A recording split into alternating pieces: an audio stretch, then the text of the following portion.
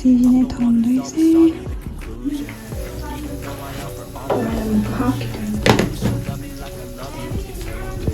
I'm alone with you, I never feel lucid.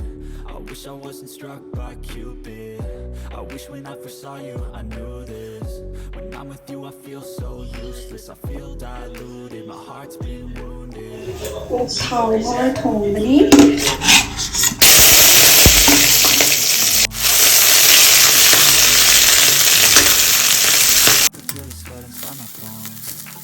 Right with me, I can't stand the screen. You don't understand the pain it brings. You don't ever wanna give me wings. You don't ever wanna set me free. But if I lay down and I play dead and I stay dead, baby, you'll get sick of being the monster out of my head, under my bed, thinking something out of my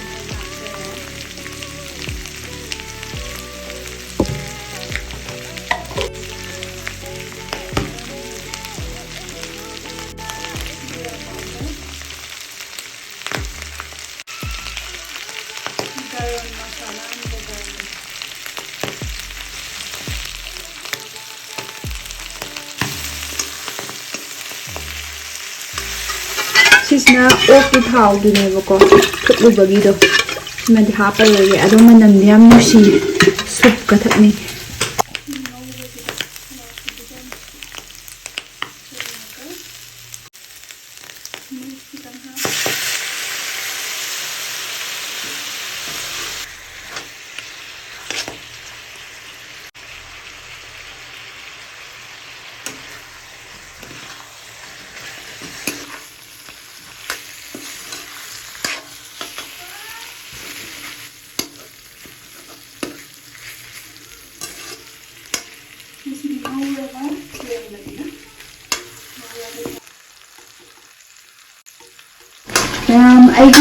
I camera stand and the camera stand and Maggie and Gillian no either the oil. Hana could the pine or the number the camera stand and I am found out the description that you have turned gay. The ID promo code Sina Biagadi 11% is offer doing. I do camera stands you come up from Tapanators blogging, letters and reels number from the farm, like photo kappa, do. I'm the one that camera stand. What's any umpire had to go. What's your umpire? Do now.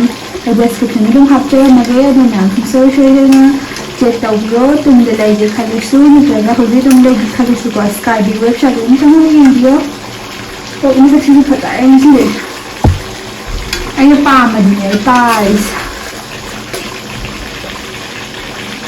wow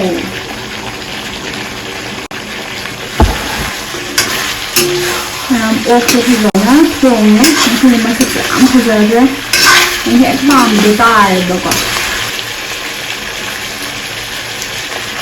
wow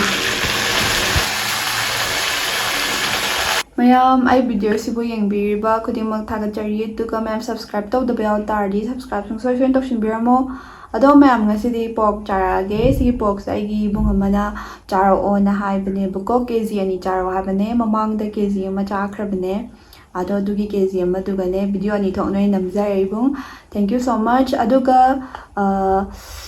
charage ngasi di ko masak se how do ni pa ma masak to tare ba adu duga ma'am ai gi si camera se ai gi SKYVIK ki lens to ada nambane wide angle lens namjavane buko ma'am ado cha bahorage ado lens pamba yaw tars ma'am description da changa yang biro aduga 11% amasu ai ida we stress ai ko pon du sina tardi 11% amasu phangdoine ado leige khanba oi tardi ko adum changa ga lebiyo haidi dum yengo ba ko cha bahorage hauzel lage ta kang na ngau khrab ne hide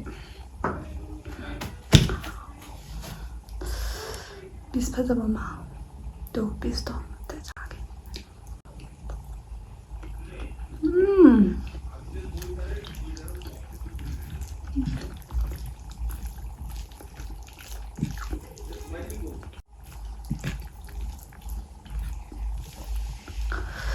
Masih kuhau saja.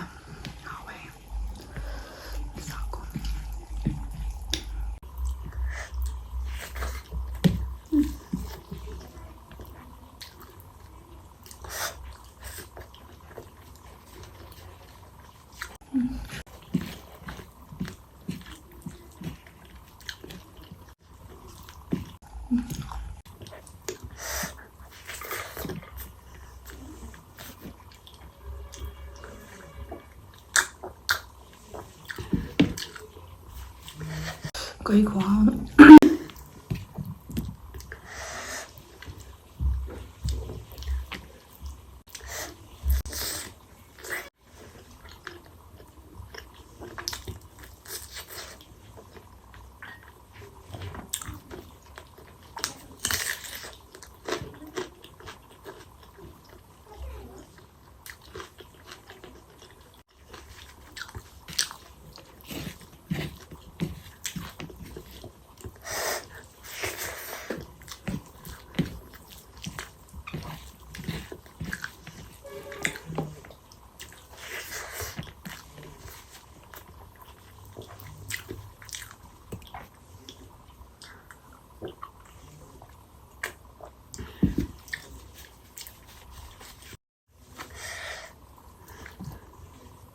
Khoảm thôi hả bạn?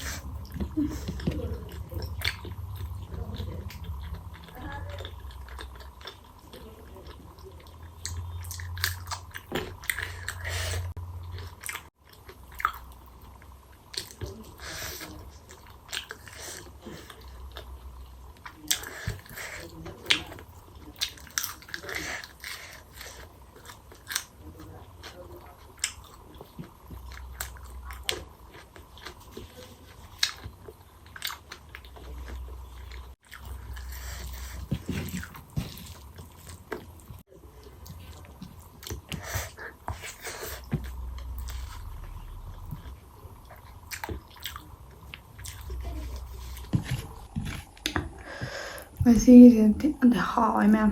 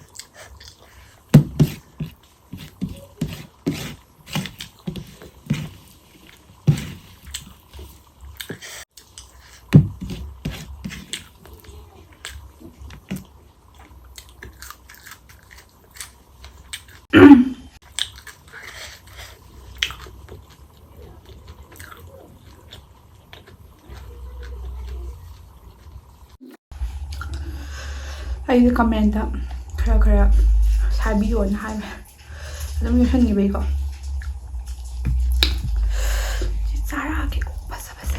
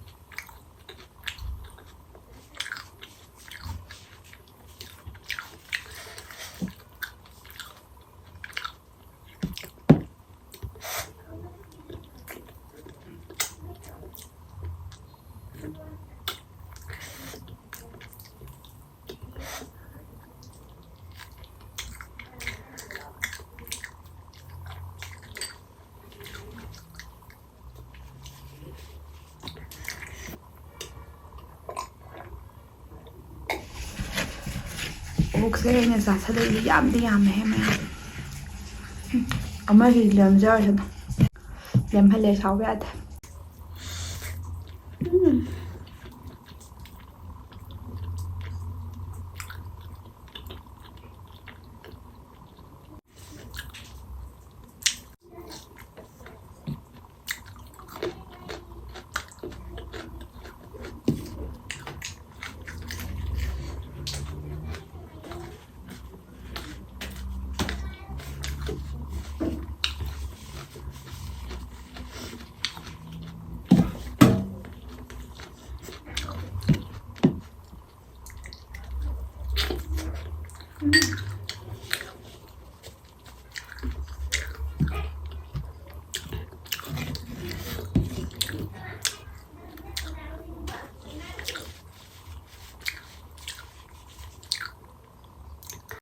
ꯃꯌꯥꯝ ꯑꯁꯤ ꯂꯦꯝꯃꯦ ꯂꯦꯝꯖꯔꯁꯅꯨ ꯆꯥꯕ ꯉꯝꯗ꯭ꯔꯦꯀꯣ ꯑꯗꯨꯅ ꯃꯌꯥꯝ ꯃꯊꯪ video ꯊꯦꯡꯅꯔꯁꯦ video ꯂꯣꯏꯁꯜꯂꯦ